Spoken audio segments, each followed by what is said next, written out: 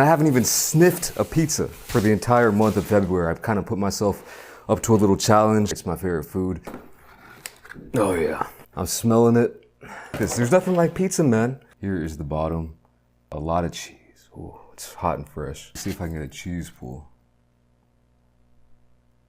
Going in.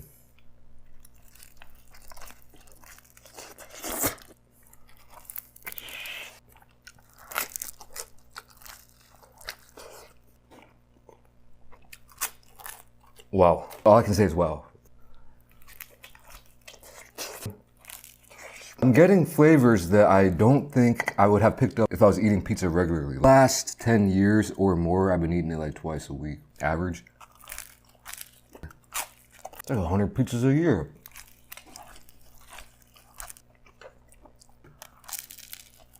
Wow, this is wild.